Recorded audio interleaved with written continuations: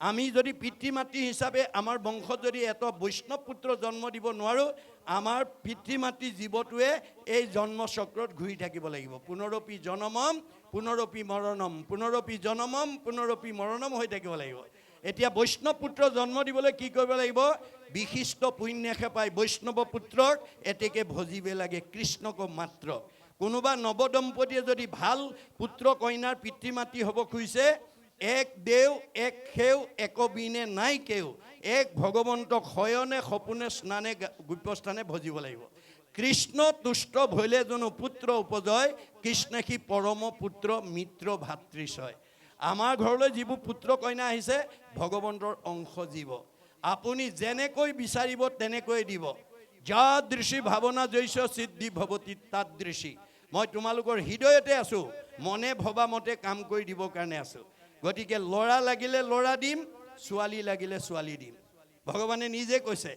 কিন্তু আজি আমাৰ বহুত উঠি অহা প্ৰজন্ম, বহুত কোৱালিফাইড দাম্পতীয়ে এই দৰ্শনটো নজনাৰ কাৰণে কাৰোবাক লাগে ল'ৰা, পায় এজনী ছোৱালী। আগৰ 3জনী ছোৱালী, 4 নম্বৰটো ল'ৰা হ'ব বুলি ভাবিছিলে, আকৌ ছোৱালীয়ে হৈ গ'ল।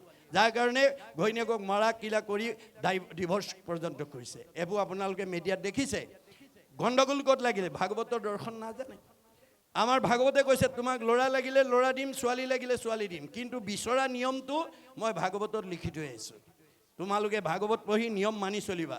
সূৰ্য উদয়ৰ পৰা সূৰ্যাস্তলৈ 4 পহৰ, সূৰ্যাস্তৰ পৰা পুনৰ সূৰ্য উদয় হ'লে 4 পহৰ, 8টা পহৰত 24 ঘণ্টা। আমাৰ নৱদম্পতিসকলে কোনটো পহৰত গ'লে মানে মনৰ বাঞ্ছিত পুত্ৰ কন্যা পাবৰ কাৰণে সক্ষম হ'ব, সেই কথাটো আজি আমাৰ বহুত দম্পতীয়ে নাজানে। সেইকাৰণে তেওঁলোকক ভাগৱতৰ মাজলৈ আনিবই লাগিব। ভাগৱতৰ নীতি আদৰ্শৰে আমি সমাজখন সংস্কাৰ কৰিবই লাগিব। গতিকে আমাৰ দাৰ্শনিক পণ্ডিতে কৈছে সূৰ্য উদয়ৰ পৰা সূৰ্যাস্তলৈ এই 4 পহৰত দিবা সময়ত কোনো দম্পতি সৃষ্টি কাৰ্যত আগ নাবাঢ়ে বা বাঢ়িব নালাগে। আমি কেতিয়া বাঢ়িব লাগিব? সূৰ্য অস্ত যোৱাৰ পৰা পুনৰ সূৰ্য উদয় হোৱালৈ এই 4টা পহৰত। তাৰে প্ৰথম 2টা পহৰ বাদ দিব কৈছে। কোনে? বিজ্ঞানে। কিয়? আমি খোৱা আহাৰটো মানে ব্ৰহ্মলৈ ৰূপান্তৰ হ'বলৈ কমেও 6 ঘণ্টা সময় লাগে। মই অলপ আগতে কৈছোঁ, আহাৰ খালে ৰস, ৰসৰ পৰা তেজ, তেজৰ পৰা মাংস, মাংসৰ পৰা মেদ, মেদৰ পৰা হাড়, হাড়ৰ পৰা মজ্জা, মজ্জাৰ পৰা শুক্ৰ, শুক্ৰৰ পৰা সন্তান। গতিকে 2টা পহৰ বাদ দি 3য় আৰু 4ৰ্থ পহৰত আমাৰ নৱদম্পতিসকলে মনে ভবা সন্তানৰ পিতৃ মাতৃ হ'বৰ কাৰণে আগবাঢ়িব লাগিব। কেনেকৈ? পুৰুষ প্ৰকৃতি হবা একমতি, তেহে সিজিব হৰিত ভগতি। আমাৰ এইবোৰ আপ্তবাণী যে আমাৰ স্বামী স্ত্ৰী 2জন একমনা হৈ আমি সৃষ্টি কাৰ্যত আগবাঢ়িব লাগিব। অৰ্থাৎ আমাৰ প্ৰথম বা দ্বিতীয় সন্তানটো কি লাগে? ল'ৰা লাগে নে ছোৱালী লাগে? কেনেকুৱা লাগে? ডাক্তৰ লাগে নে ইঞ্জিনিয়াৰ লাগে নে প্ৰবক্তা লাগে নে অধিবক্তা লাগে নে সন্ত লাগে নে মহন্ত লাগে নে ভক্ত লাগে নে বৈষ্ণৱ লাগে? কি গুণৰ সন্তান আপুনি বিচাৰিছে? 2জনে আলোচনা কৰি ল'ব লাগিব, পৰিকল্পনা কৰি ল'ব লাগিব। আৰু নিৰ্দিষ্ট সময়ত 2জনে একেলগে সেই ভাৱটো তেওঁক মানে নিবেদন কৰিব লাগে। ভাৱে নলভতে সৰ্ব, বছ ভাৱৰ দ্বাৰা আপুনি বিচৰা ফলটো পাই যাব। কিন্তু যদি মতভেদ থাকে দাম্পত্য জীৱনত, কাৰোবাৰ স্বামীয়ে জানে ভাৰ্যাই নাজানে, কাৰোবাৰ ভাৰ্যাই জানে স্বামীয়ে নামানে, তেতিয়াহ'লে আমাৰ দাম্পত্য জীৱনলৈ আমাৰ কেনেকুৱা জীৱন আহিব? কাশ্যপ ঋষিৰ দৰে অৱস্থা হ'ব। কাশ্যপ ঋষিৰ 2গৰাকী ভাৰ্যা, এগৰাকীৰ নাম দিতি, এগৰাকীৰ নাম অদিতি। অদিতিয়ে স্বামীৰ লগত মন মিলাই সময়মতে সৃষ্টি কাৰ্যত আগবাঢ়িছিল। সেইকাৰণে আটাইকেইটা দেৱতা সন্তান জন্ম দিলে। দিতি হিংসা কৰি আছিলে, সতিনীৰ সন্তান হোৱা দেখি হিংসাত ভাগি পৰিছিলে আৰু অসময়ত গৈ উপাসনা স্থানত পুত্ৰদানৰ কাৰণে আহ্বান জনাইছিল। দূৰদৰ্শী সম্পন্ন কাশ্যপ ঋষিয়ে কৈছিল, হে ভাৰ্যা, এইটো পুত্ৰদানৰ সময় নহয়, এইটো ঈশ্বৰ উপাসনাৰ সময়, তুমি খন্তেক ধৈৰ্য ধৰা। কিন্তু নামানিলে। উপায়ন্তৰ হৈ ভাৰ্যাক সন্তুষ্ট দিবৰ কাৰণে পুত্ৰদান দিলে। ফলত কি হ'ল? হিৰণ্যাক্ষ আৰু হিৰণ্যকশিপুৰ অসুৰৰ জন্ম হৈ গ'ল। আমাৰ উঠি অহা প্ৰজন্মই যদি এই নিয়মৰ কথা নাজানে, আপোনালোকৰ ঘৰলৈও তেনেকুৱা আসুৰিক সন্তানেই আহি যাব, যিবোৰ সন্তানে বৃদ্ধ পিতৃ মাতৃক সেৱা শুশ্ৰূষা মৰম চেনা কৰাৰ বিপৰীতে বৃদ্ধাশ্ৰমলৈ খেতি পঠাবলৈ কুণ্ঠাবোধ নকৰিব। সেইকাৰণে ভাগৱতেই আমাক নিয়ম মানি দিছে। এই নিয়মৰ মাজেদি যাতে আমি আগবাঢ়ি যাব লাগিব। আমাৰ গমন সদাচাৰ, এই ভৰিকেইটা ভগৱানে যাবৰ কাৰণে দিছে। যাবৰ কাৰণে দিলে বুলিয়ে অগম্যা গমন কৰিলে নহ'ব। আমাৰ ভৰিকেইটাই লৈ ক'লৈ যাব লাগিব, ক'লৈ যাব নালাগিব ভাগৱতে সীমা বান্ধি দিছে। এইটো কোনো জাতি জনগোষ্ঠী বা সমাজৰ কাৰণে নহয়, বিশ্বৰ জীৱশ্ৰেষ্ঠ মানৱৰ কাৰণে। জীৱশ্ৰেষ্ঠ মানৱৰ কাৰণে নিয়ম বান্ধি দিছে। যে আমি প্ৰথম কলি থকা ঠাইলৈ যাব নালাগে। আমাৰ পৰিয়ালৰ কোনো সদস্য যাতে কলি থকা ঠাইলৈ যাব নালাগে, যাব লগা নহয়, তাৰ প্ৰতি চোকা দৃষ্টি ৰাখিব লাগিব। কলি ক'ত থাকে? পৰীক্ষিতে প্ৰথম স্কন্ধ ভাগৱতে কলি নিগ্ৰহ কৰোঁতে 4টা ঠাই দিছিলে। নিৰপতি বুলন্ত কলি তোক দিলো স্থান, জৈত খেলে জুৱা পাশা কৰে মদ্যপান। স্ত্ৰী পঞ্চ সোণা গৃহস্থৰ থাকে জৈত, এই 4 স্থান দিলো বংশ গয়াতৈত। কলিক নিগ্ৰহ কৰি পৰীক্ষিতে প্ৰধানকৈ 4টা ঠাই দিছিলে। জুৱা পাশা খেলা, মদ ভাং খোৱা, পৰস্ত্ৰী আসক্ত, হিংসা ধৰ্ম, এইবিলাকত কলি থাকে। ইয়ালৈ যাতে আমাৰ কোনো সদস্য যাব লগা নহয়, তাৰ প্ৰতি সচেতনসকলে চোকা দৃষ্টি ৰাখিব লাগিব। দ্বিতীয় বান দিছে ক'ত? অন্য দেৱী দেও নকৰিবা সেও, এখন বে, গৃহো নপখিবা তাৰ, 2খন বে, মূৰ্তিকো নাচাইবা, 3খন বে, প্ৰসাদো নাখাইবা, 4খন বে, ভক্তি হৈব বেভিচাৰ। আপোনালোকে বাৰীত যদি চাৰিওফালে বেৰা দি শস্য কৰে, গৰু মহে অনিষ্ট কৰিব নোৱাৰে। যদি এখন বেৰ ভাগি যায়, সেইফালেদি গৰু ছাগলী সোমাই অনিষ্ট কৰিব। আমাৰ দেহত থকা জীৱটোক এই 4 বেৰৰ মাজত ৰাখিবলৈ বেদে ভগৱানে সিদ্ধান্ত দিছে। যদি আমি বেৰ ভাঙি যাওঁ, আমাৰ জীৱ কেতিয়াও সুস্থিৰ হৈ থাকিব নোৱাৰিব, বিকাৰগ্ৰস্ত হ'ব, ভক্তি বেভিচাৰী হ'ব। এইটো হৈছে গমন সদস্যাৰ। মনৰ সমস্যা, দয়া প্ৰেম কৰুণা আমাৰ প্ৰত্যেকৰ প্ৰতি থাকিব লাগিব। আৰু শৌচ সদাচাৰ, আমি শৌচ প্ৰস্ৰাৱ কৰি স্নান কৰি পবিত্ৰ হ'ব লাগিব। স্নান সদাচাৰ, আমি গা ধুব লাগে, গা ধুই আমি শৰীৰটো পবিত্ৰ কৰিব লাগে। এতিয়া গৰম দিন মানে বুলি বাথৰুমত সোমাই ঢলকে পানী ঢালি গা ধুলেই নহ'ব, আপোনাৰ বাহিৰটো শুদ্ধ কৰিলেই নহ'ব, ভিতৰটো শুদ্ধ কৰিব লাগিব। গতিকে গা ধুই থাকোঁতে আপুনি ভগৱন্তৰ নাম লৈ থাকিব। জয় গুৰু শংকৰ সৰ্বগুণাকৰ জাকেৰি নাহিকে উপাম, তুহাৰী চৰণে ৰেণু শতকোটি বাৰকো কৰোঁ প্ৰণাম। দৰশিত সুন্দৰ গৌৰ কলেবৰ জৈচন সুৰপৰ কাষ, সকলো সভাসদ ৰঞ্জন জাকেৰি দৰ্শনে পাপ বিনাশ। গুৰু বন্দনা, দেৱ বন্দনা, লীলামালা, ভাগৱত গীতা, মানে কীৰ্তন যি আছে আপুনি গাই যাওক। বাহিৰো শুদ্ধ হ'ব, ভিতৰো শুদ্ধ হ'ব। আৰু সকলো পবিত্ৰতাৰ ভিতৰত মনুসংগীতাই কৈছে সৰ্বেশাম এব শৌচা নাম অৰ্থ শৌচম পৰম শ্ৰীমিতম। জীৱনৰ আটাইতকৈ পবিত্ৰতাৰ ভিতৰত অৰ্থ পবিত্ৰতাটোতকৈ শ্ৰেষ্ঠতা নাই। আজি আমাৰ বহুত মানুহে অৰ্থৰ মোহত পৰি বিপথে গুচি গৈছে, বিপদগ্ৰস্ত হৈছে। আমাৰ বহুতে সমিতি পাতি, সভাপতি সম্পাদক পাতি দি কোনো অনুষ্ঠান পাতে, ৰাইজে দান বৰঙণি দিয়ে, অনুষ্ঠান ধুনীয়াকৈ পাতে, কিন্তু সভাপতি সম্পাদকে ৰাহি পইচা হিচাপকেইটা নিদিয়ে। তেনেকুৱা যদি আমি অৰ্থৰ মোহত পৰি যদি এটা অনুষ্ঠানৰ হিচাপটো সমাজৰ আগত দাঙি ধৰিব নোৱাৰোঁ, সেই সভাপতি সম্পাদকে অনাগত দিনত আৰু কোনো অনুষ্ঠান পাতিবলৈ আগবাঢ়ি যাব নোৱাৰিব, সমাজে বিশ্বাস নকৰিব। আমাৰ যিকোনো আমাৰ সমাজৰ উপকাৰ হোৱা অনুষ্ঠান আদি পাতিলে আমাৰ লক্ষ্য আৰু উদ্দেশ্য কি হ'ব লাগিব? যে মই এই অনুষ্ঠানৰ যোগেদি মই সমাজখন উঠি অহা প্ৰজন্মক মই আগুৱাই নিম। 25 বছৰ হ'লে জাক জমকতাই ৰূপালী জয়ন্তী পাতিম, 50 বছৰত ভৰি দিলে সোণালী জয়ন্তী পাতিম, 60 বছৰত ভৰি দিলে হীৰক জয়ন্তী পাতিম, 75 বছৰত ভৰি দিলে মহাৰজত জয়ন্তী পাতিম, আৰু 100 বছৰত ভৰি দিলে শতবাৰ্ষিকী পাতিম। এই পৰিকল্পনাৰে যদি আমি এটা অনুষ্ঠান আগুৱাই নিব পাৰোঁ, তেতিয়াহ'লে আপুনি মৰিও অমৰ হৈ থাকিব। এই 13খন গাঁৱত জন্মগ্ৰহণ কৰা লোকে যদি এই আদৰ্শৰে অনুপ্ৰাণিত হৈ যায়, মৰিও অমৰ হৈ থাকিব। আমাৰ একাদশ স্কন্ধ ভাগৱতত দেখুৱাইছে কৃষ্ণ বৈকুণ্ঠ প্ৰয়াণ হোৱাৰ লগে লগে দ্বাৰকা নগৰখন সাগৰত তল গ'ল, কিন্তু ৰুক্মিণী মন্দিৰটো আজি কুপতি সাগৰৰ মাজত জিলিকি আছে। আৰু সেই মন্দিৰটো চাই অহা ভকতো আমি লগ পাইছোঁ। ইয়াৰ উদ্দেশ্যটো যে এইটো নহয় যে এতিয়া আমি সাগৰৰ মাজত ৰুক্মিণী মন্দিৰ বিচাৰি ফুৰিলে নহ'ব। বেদৰ দৰ্শন, ভাগৱতৰ দৰ্শন, মহাপুৰুষৰ দৰ্শন। আপুনি এই 13খন গাঁৱত জন্মগ্ৰহণ কৰি গাঁওখনৰ কাৰণে, সমাজখনৰ কাৰণে, উঠি অহা প্ৰজন্মৰ কাৰণে, অনুষ্ঠানৰ কাৰণে, প্ৰতিষ্ঠানৰ কাৰণে, দহৰ উপকাৰৰ কাৰণে আমি কি ভাল আদৰ্শ এৰি থৈ গ'লোঁ। এই আদৰ্শই হ'ব আমাৰ ৰুক্মিণী মন্দিৰ।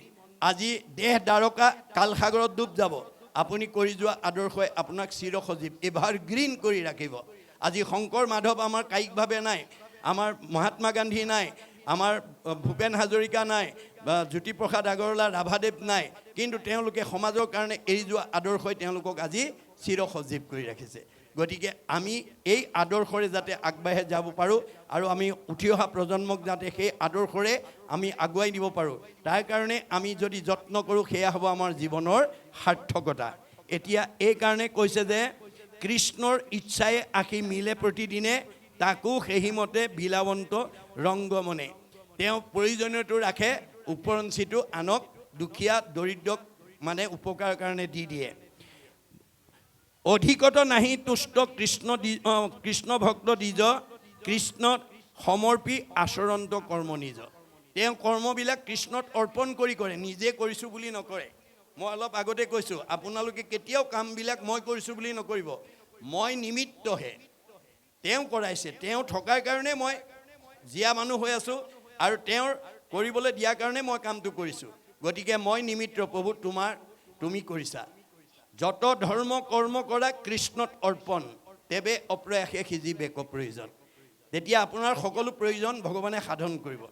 কিন্তু আমি এই দৰ্শনটো নজনাৰ কাৰণে আজি আমাৰ সমাজত কি হয়, পকা ঘৰ মই বনাইছোঁ, গাড়ী মই কিনিছোঁ, পুত্ৰ মোৰ, ভাৰ্যা মোৰ, সম্পত্তি মোৰ, পিছে গাড়ীখন যদি লাইনত গৈ এক্সিডেণ্ট হয়, প্ৰভুৱে এক্সিডেণ্ট কৰিলে বুলি কয়। ল'ৰাটো যদি কেনেবাকৈ হানি হয়, প্ৰভুৱে লৈ গ'ল বুলি কয়। বেয়াটো আমি প্ৰভুলৈ ঠেলোঁ, ভালটো আমি কৰোঁ বুলি কওঁ। কিন্তু আমাৰ গুৰুজনে কৈছে, যতেক সুকীৰ্তি কৃষ্ণত অৰ্পিব, লয়া উপদেশ মাধৱক ভজিব। আপোনাৰ যিবোৰ আপুনি ভোগ কৰিবলৈ পাইছে, তেওঁ দিয়া বুলি ভাবিব পাৰিব লাগিব। মই কৰিছোঁ বুলি ভাবিলে অহংকাৰ হ'ব। অহংকাৰ ভাৱেৰে যাতে আমি জীৱন আগুৱাব লগা নহয়, তাৰ প্ৰতি গুৰুত্ব দিব। আৰু 5টা অহংকাৰে আমাক আজিৰ দৰে অনুষ্ঠানলৈ আহিবলৈ নিদিয়ে বেদৰ মতে। কি 5টা অহংকাৰ? জাতি, বিদ্যা, মহতঞ্চ, ৰূপ, যৌৱনম এই বছ, যত তৎ স্তুতি বৰ্ধেত পঞ্চতৈ ভক্তি কণ্টকঃ। এই 5টা ভাৱে যাতে আমাৰ এই পবিত্ৰ হৃদয়খনত কাৰো হৃদয়ত যাতে অৱস্থান কৰিব লগা নহয়, তাৰ প্ৰতি সজাগ হ'ব। 1 নম্বৰ জাতি। মই উচ্চ জাতিৰ মানুহ বুলি যদি কোনোবাই জাতিক লৈ অভিমান কৰে, তেওঁ সাধাৰণ মানুহৰ লগত ভক্তি কৰিব নোৱাৰে। বিদ্যা, মই গাঁওখনৰ ভিতৰত, সমাজখনৰ ভিতৰত মোতকৈ পুথিগত ডিগ্ৰী আনৰ নাই, এইবুলি যদি পুথিগত ডিগ্ৰীক লৈ কোনোবাই অভিমান কৰে, তেওঁ সাধাৰণ মানুহৰ লগত ভক্তি কৰিব নোৱাৰে। মহতঞ্চ, মই গাঁওখনৰ ভিতৰত, সমাজখনৰ ভিতৰত মোতকৈ ধনী মানুহ নাই, এইবুলি ভাবি যদি কোনোবাই লগত নিব নোৱাৰা ধন সম্পত্তি বিনাশী সম্পদক লৈ অভিমান কৰে, তেওঁ ভগতি কৰিব নোৱাৰে। ৰূপ, আমাৰ বহুত মানুহ বগা চগা ধুনীয়া হ'লে ক'লা ফালে নাচায়েই, মানে মাতিব ইচ্ছা নকৰে। তেনেকুৱা স্বভাৱ আছে যদি এৰিব। কাৰণ এই জন্মত আপুনি এইখন গাঁৱত এজনী ধুনীয়া ছোৱালী, ধুনীয়া ল'ৰা, বগা চগা বোৱাৰী বা মতা মানুহ, মাইকী মানুহ হৈ বসবাস কৰাৰ আপুনি বাসনাটো পূৰ্বতে কৰিছিলে, প্ৰাৰব্ধ কালতে কৰি আহিছে। বাসনাৰ অনুকূলে আপোনাক এই জন্মত সুন্দৰ চেহেৰা দি ভগৱানে এইখন গাঁৱত বা এই 13খন গাঁৱৰ এজন ব্যক্তি হিচাপে আপোনাক ৰাখিছে। গতিকে যদি আপুনি সেই ৰূপ যৌৱনক লৈ যদি অভিমান কৰে, সুন্দৰক বান্দৰ কৰিবলৈ ভগৱানৰ বেছি সময় নালাগে। মনত ৰাখিব কথাটো। আপুনি মইনো কোন? মহাবৈষ্ণৱ মানে নাৰদকো তেওঁ বান্দৰ কৰিছিলে। কেতিয়া? এদিন গৈ তেওঁ বৈকুণ্ঠত গৈ কৃষ্ণৰ লগত সংলাপ কৰি আছিলে। প্ৰসংগতে ক'লে, প্ৰভু মোৰ সমান সৌন্দৰ্যৱান ব্যক্তি মৰ্ত্যত আৰু দ্বিতীয় নাই। কৃষ্ণই মিচিককৈ হাঁহি পেলাই ক'লে, মোৰ আগতে যি ক'লা দে, এনেকুৱা কথা আনৰ আগত নক'বা। নাৰদে মনে মনে থাকিলে। নামি অহাৰ লগে লগে আকৌ তেওঁ আগৰ ভাৱটো আহি গ'ল, মই দেখিবলৈ ধুনীয়া, এইটো কথা ক'লেও অপৰাধ হয় নেকি? তেওঁ অভিমানটো আহি গ'ল। ভগৱন্তে চবৰে অন্তৰ কথা বুজি পায়, এওঁ আকৌ অভিমান আহিলে। এই অভিমানটো যদি মই সংস্কাৰ কৰি নিদিওঁ, এই অভিমানে এওঁক এদিন সমাজৰ পৰা আঁতৰাই লৈ যাব। সেইকাৰণে নাৰদ গৈ থকা বাটতে যুগবলৈ এখন স্বয়ম্বৰ পাতি দিলে। স্বয়ম্বৰৰ কন্যাগৰাকী বিশ্ব সুন্দৰী, তেওঁ সুন্দৰকহে মালা পিন্ধাব। খবৰটো নাৰদৰ কাণত পৰি গ'ল। নাৰদে ভাবিলে, মোতকৈ সুন্দৰটো আৰু ইয়াত দ্বিতীয় নাই, আজি এগৰাকীক ময়ে লোৱা হওক। এই বুলি মানে স্বয়ম্বৰৰ প্ৰথম আসনখনতে গৈ নাৰদ বহিলে। তাৰ কাষতে গন্ধৰ্ব, তাৰপিছত দেৱতাসকল, আৰু একেবাৰে শেষত কৃষ্ণ। গতিকে গন্ধৰ্ববিলাকো আকৌ দেৱতাবিলাকৰ ভিতৰত ধুনীয়া। যেতিয়া কইনাই মালা লৈ আহিছে, নাৰদে ভাবিলে আজিতো মোৰ ডিঙিত সোমাবই আৰু। এই বুলি যেতিয়া মূৰটো আগবঢ়াই দিছে, কইনাই তেওঁলৈ কটাক্ষ দৃষ্টিয়ে চাই যেতিয়া আগবাঢ়ি গ'ল, মানে গন্ধৰ্বজনক ক'লে, কি হ'ল কথাটো? বোলে তুমি আইনাখন চোৱাগৈচোন। আইনাখন চাইছে, নাৰদক বান্দৰ কৰি বহুৱাই থৈ দিছে। নাই, সুন্দৰক বান্দৰ কৰি বহুৱাই থৈ দিছে। নাৰদে গম পাই গ'ল, এইটো প্ৰভুৰ কাম। তেওঁ লগে লগে অভিশাপ দি দিলে, প্ৰভু তুমি আজি মোক এই ব্যৱস্থা কৰি মোৰ প্ৰাপ্যৰ পৰা বঞ্চিত কৰিলা, তুমিও এদিন এই বান্দৰৰ সহায় লৈয়ে উদ্ধাৰ হ'ব লাগিব। অভিশাপ দি দিলে। যাৰ কাৰণে ভগৱানে ভকতৰ অভিশাপত ত্ৰেতা যুগত ৰাম অৱতাৰত বান্দৰৰ সহায় লৈ সীতাক উদ্ধাৰ কৰিব লগাইছে। এইবোৰ কাহিনী, উপকাহিনী। এই কাহিনী উপকাহিনীৰ মাজেদি আমাক নীতি শিক্ষা দি আছে। এতিয়া সবাটোতকৈ 8 নম্বৰৰ মানে সদাচাৰটো হৈছে শয়ন সদাচাৰ। আমাৰ ভাগৱতে বান্ধি দিছে নিয়ম দেই। আজি আমাৰ সমাজত বহুত মানুহ শুবও নাজানে, উঠিবও নাজানে। গতিকে আমাৰ বহুত মানুহ শুবও নাজানে, উঠিবও নাজানে। টোপনি ধৰিল বুলিয়ে প্ৰটিনযুক্ত আহাৰ পেট ভৰাই খালে, এতিয়া গৰম দিন ফেন চলি আছে, কোমল বিচনা পাৰি থৈছে, একদম গৈ পেলাই ধপংকে পৰি শুই দিছে। সেইটো অভ্যাস যদি আছে এৰিব দে। আমি কেনেকৈ শুব লাগে ভাগৱতে নিয়ম বান্ধি দিছে। মাধৱদেৱে কৈছে, দুঃস্বপ্ন নাশন ইটো মাধৱ মাধৱ নাম, দুষ্ট গ্ৰহ ভয় বিনাশন, পৰম সম্পদৰ ৰূপ জানি মাধৱৰ নাম, সৰ্বদাই কৰিও কীৰ্তন। গতিকে আমি শুবলৈ যাওঁতে মহাপুৰুষ মাধৱদেৱে বিশ্বৰ জীৱশ্ৰেষ্ঠ মানুহ তৰণৰ কাৰণে এফাকি দুফাকি নহয় 1000 এফাকি ঘোষাৰে এখন গ্ৰন্থ ৰচনা কৰিছে, যাক নাম ধৰ্ম পৃথিৱীৰ ভিতৰত সৰ্বশ্ৰেষ্ঠ বুলি কৈছে। পৃথিৱীত ধৰ্মশাস্ত্ৰ আছে যত সবাহাৰে সাৰ আছে ঘোষাৰৰ মধ্যত। গতিকে 1000 এফাকি ঘোষা যদি আপুনি জীৱন্ত অৱস্থাত তাৰ তত্ত্ব আয়ত্ত কৰিব পাৰে, আপুনি মুক্তি পাই যাব। আপোনাক কোনো মানুহে কোনো যুক্তি তত্ত্বত আপোনাক পৰাভূত কৰিব নোৱাৰে। গতিকে সেই 1000 এফাকি ঘোষাৰ পৰা এফাকি ঘোষা যদিও গাই শুৱে, তেতিয়াহ'লে আপোনাৰ কোনো দুষ্ট গ্ৰহৰ প্ৰতিক্ৰিয়াই আমাৰ মনত প্ৰভাৱ পেলাব নোৱাৰে। কেতিয়াবা আপোনাৰ পাৰিবাৰিক জীৱন, দাম্পত্য জীৱন, যুগ্ম জীৱন, সাংসাৰিক জীৱন, সামাজিক জীৱনৰ কিছুমান প্ৰতিক্ৰিয়াভাৱে মনত এনেকৈ প্ৰভাৱ পেলায় যে বিচনাত শুই থকাৰ পিছত বহুত সময়লৈকে টোপনি নাহে, ছাতি পুতি লাগি থাকে। এনেকুৱা এইটোক দুৰ্দিন বুলি কৈছে। এনেকুৱা দুৰ্দিন যদি কাৰোবাৰ জীৱনলৈ কেতিয়াবা নামি আহে, আপুনি যিমান ঘোষা মুখস্থ আছে, যিমান কীৰ্তন মুখস্থ আছে, যিমান বৰগীত মুখস্থ আছে, যিমান দিহানাম মুখস্থ আছে, এফালৰ পৰা গাই যাওক। অতি কম সময়ৰ ভিতৰত চাউণ্ড স্লিপ, মধুৰ টোপনি আহি যাব। আমাৰ বহুতে উঠিবই নাজানে, সাৰ পোৱাৰ লগে লগে চকু মোহাৰি কামৰ ধান্দাত জপংকে নামি গুচি আহে। তেনেকুৱা স্বভাৱ আছে যদি আজিৰ পৰা এৰিব।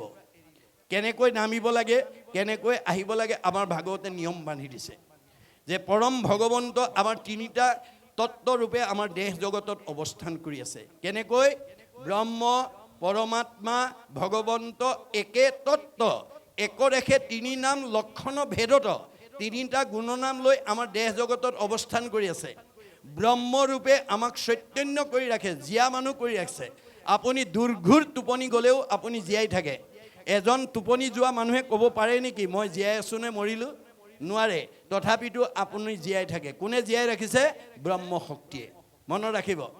আৰু সাৰ পোৱাৰ লগে লগে চকুৰে দেখে, কাণেৰে শুনে, মুখেৰে খায়, হাতেৰে কৰে, ভৰিয়ে যায়। ইন্দ্ৰিয়বিলাকক চৈতন্য কৰি ৰাখিছে কোনে? পৰমাত্মাই। আৰু ভগৱন্ত সৃষ্টি স্থিতি প্ৰলয়ৰ গৰাকী যথা কৰ্ম তথা ফল দিবৰ কাৰণে আমাৰ হৃদয়তে অৱস্থান কৰি আছে। যাৰ কাৰণে অৰ্জুনক কৈছে, অৰ্জুন কৰ্মাণি অধিকাৰ অস্তি মা ফল কদাচন, তোমাক মই কৰ্মৰ অধিকাৰহে দিছোঁ, মোৰ পৰা ফল নিবিচাৰিবা। অৰ্জুনে তেতিয়া প্ৰতিবাদ কৰিছে, যদি ফলেই বিচাৰিব নালাগে তেনেহ'লে তোমাক আৰাধনা কৰা মোৰ প্ৰয়োজনেই বা ক'ত? তেতিয়া ভগৱন্তই হাঁহি পেলাই কৈছে, কৃষ্ণই বোলে শুনাত আৰু হেতু মহাবল, নুখুজিলে ঈশ্বৰে আপুনি দেন্ত ফল। হে অৰ্জুন, তুমি মোৰ পৰা ফল বিচাৰিব নালাগে, মই তোমাক নোখোজাকে দিম।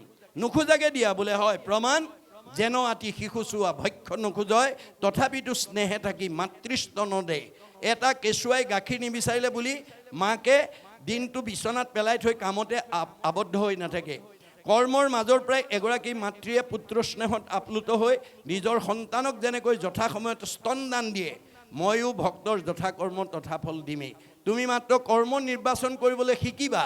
বোলে কৰ্ম কি? বেদে যাকো বিহি আছে তাকে বোলে কৰ্ম। বেদবিহিত কৰ্ম কৰিবা। বেদে কি বিহিছে? বোলে ঈশ্বৰৰ অৰ্থে যিটো কৰে তাকে বোলে কৰ্ম। আজি আপোনালোকে 5 দিনে এয়া বেদবিহিত কৰ্ম কৰিলে।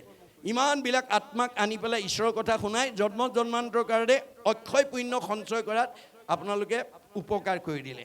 গতিকে এইটো বেদবিহিত কৰ্ম। গতিকে যিসকল উদ্যোক্তাই এই আঁচনিত অংশগ্ৰহণ কৰি আপোনাক এই পৰিৱেশ দিছে, তেওঁলোকৰ আমাক উপকাৰ কৰাৰ কাৰণে তেওঁলোকৰ কি হ'ব? পৰোপকাৰায় পুণ্যম। পৰোপকাৰায় পুণ্যম, পুণ্য হৈ যাব।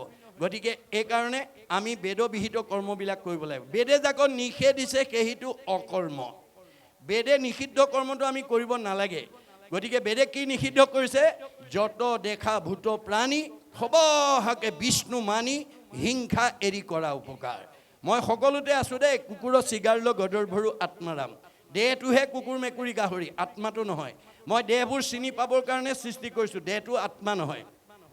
দেহবিলাকৰ নাম এটা এটা আছে। আমি দেহটো চাই কওঁ এইটো কুকুৰ, এইটো মেকুৰী, এইটো গাহৰি, এইটো ছাগলী, এইটো বাঘ, এইটো সিংহ। দেহটো চাই কওঁ এইটো মতা মানুহ, এজনী মাইকী মানুহ, এইটো ডেকা ল'ৰা, এজনী গাভৰু ছোৱালী। আমাৰ দেহবিলাকৰ নাম এটা এটা দি থৈছে। কিয় দি থৈছে? দাৰ্শনিক পণ্ডিতে কৈছে এই name is a kind of face whereby one is known. আমাৰ নামটো কেৱল ইজনে সিজনক চিনি পাবৰ কাৰণে দিছে।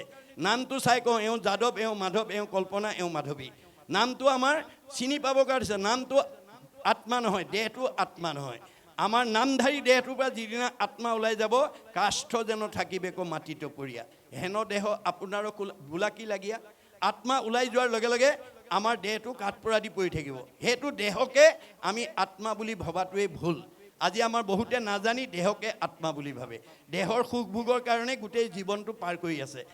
নামঘৰলৈ আহিবলৈ সময় নাই, ভকতৰ সংগলৈ আহিবলৈ সময় নাই, ইষ্ট মিত্ৰ কুটুম্ববিলাকক খোৱা পিন্ধাৰ কাৰণে তেওঁলোক ব্যস্ত হৈ থাকে। কিন্তু গুৰুজনে আক্ষেপ কৰিছে, হেৰা যিটো শৰীৰৰ অৰ্থে কৰা কৰ্ম না প্ৰাণ গ'লে সহ হৈব তাহাক নাজানা। তুমি যিটো শৰীৰৰ কাৰণে ৰাতিপুৱা শুই উঠাৰ পৰা গধূলা খোৱালৈকে জন্মৰ পৰা আজি তাৰিখলৈকে আবদ্ধ হৈ আছা, প্ৰাণ ওলাই যোৱাৰ লগে লগে তুমি শলৈ ৰূপান্তৰ হ'ব সেই কথা নাজানা। আৰু যিবোৰ পৰিয়ালবৰ্গ পোহপালনৰ কাৰণে তুমি চেষ্টা কৰি আছা, তোমাৰ প্ৰাণ ওলাই যোৱাৰ পিছত তোমাক সেইসকলে চাবলৈও নাহিব। ইষ্ট মিত্ৰ কুটুম্ব দেখা যতজন, অসুচি বুলিয়া নকৰিব দৰ্শন। মই প্ৰাণ ওলাই যোৱাৰ পিছত তোমাক চালে গা ধুব লাগিব বুলি তোমাক চাবলৈও নাহিব। গতিকে সেই পৰিয়ালৰ মোহত, সেই দেহৰ মোহতে যাতে তুমি থাকিব লগা নহয়। ভক্তিৰ পথত তোমালোকক যদি গুৰুৱেও বাধা দিয়ে, অতিক্ৰমী আহিলে দুখ নহয়। পিতৃয়ে বাধা দিয়ে, মাতৃয়ে বাধা দিয়ে, পৰিয়ালে বাধা দিয়ে, সমাজে বাধা দিয়ে, সমস্ত বাধা অতিক্ৰম কৰি ভক্তিৰ পথত আগবাঢ়ি আহিলেও দুখ নহয়। সেইকাৰণে আমাৰ শাস্ত্ৰত কৈছে, গুৰু ত্যাগ কৰিলা বীৰু চনেৰ নন্দন, ভাতৃ ত্যাগ কৰিলা ৰাক্ষস বিভীষণ, প্ৰহ্লাদে কৰিলে ত্যাগ আপোনাৰ পিতা, ভগৱান ভৰতে তেজিলে নিজ মাতা, গোপীগণে স্বামী ত্যাগ ভাগৱতে শুনি, সৰ্বদেৱ ত্যাগ কৰিলা ভৃগু আদি মণি। মানে বিদুৰে কৰিলে ত্যাগ নিজ জ্ঞাতিগণ, শুনা সৰ্বজন ইটো শাস্ত্ৰৰ বচন। গতিকে আমাক এই নিয়ম বান্ধি দিছে। এই নিয়মৰ মাজেদি আমি যাতে আগুৱাই যাব পাৰোঁ, জীৱনৰ সাৰ্থকতা কৰিব পাৰোঁ, সেই সকলো পদ্ধতি আমি ভাগৱততে লাভ কৰিব পাৰিম।